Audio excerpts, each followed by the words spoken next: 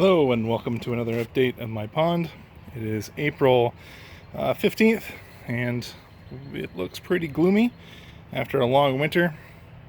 Spring has finally arrived and time to clean the pond from all the fall debris that's in here. Hopefully you can hear me over the lawnmower. We'll see. I got a new lawn over the time. It's kind of nice. I like my lawn. It needs to be mowed, but I still have to wait a little while. We just got this thing put in, so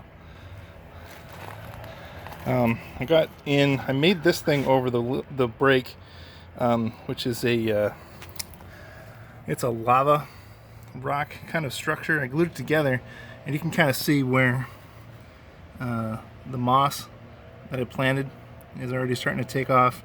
There's some volunteer weeds that are in there too, but eventually this entire thing will be covered in moss. And this is more moss over here. So I didn't just tuck that in there, that's actually been growing there for a couple months now. So that's that. Again, hopefully you can hear me over the lawnmower. So, got this guy. Inside here, we have some Sarracenia that I just ordered 2 days ago.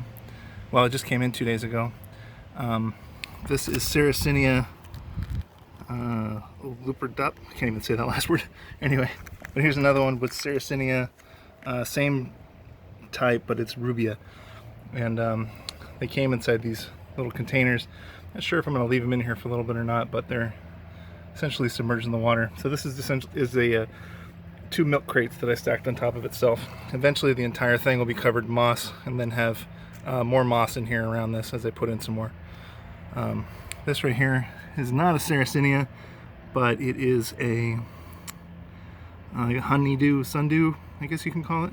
Not really sure. Anyway, it catches bugs. It's a predatory plant, so we'll see how it does. These are going to be pitcher plants, these guys. They're real small, but I got these from Sarracenia Northwest. I don't know if they're going to be good, but that's how they came in the mail. We'll see.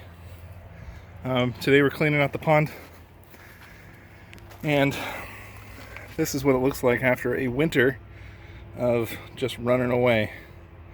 So that is my activated carbon that's in there, and these are my mechanical filtration things and biological filtration. So kind of disgusting, but we're going to drain this container, so do like a partial water change, clean all these sponges, put them inside this bucket. We're not using tap water because the chlorine will kill it, and that's about it. We're going to drain this one too, and then fill it up with new water. We'll hopefully get some of this clarity better. See how it's kind of, there's a lot of tannins in the water. You can barely see the fish, it's kind of yellow. This has to do a lot with the pollen that's been pouring out of the trees the past couple days. This is awful stuff. So, but that's my state, pollen inducing. So hopefully we can filter out some of that big pollen and have a nice clean, clear pond for spring and summer. So wish me luck. Alright, the lawnmower guy stopped for about a 5-minute break, looks like, but he might be back. So this is my biological media that I pulled out of it, and again I made this out of like used up rubber. They sell at gardening stores. I cut it up into little pieces, and since it's super porous, works by my biological filter. I tied it to a long string, and then I have little bags for my chemical filtration, which I use activated carbon. I'll change this out every 6 months or so. Probably could change it out more, but whatever.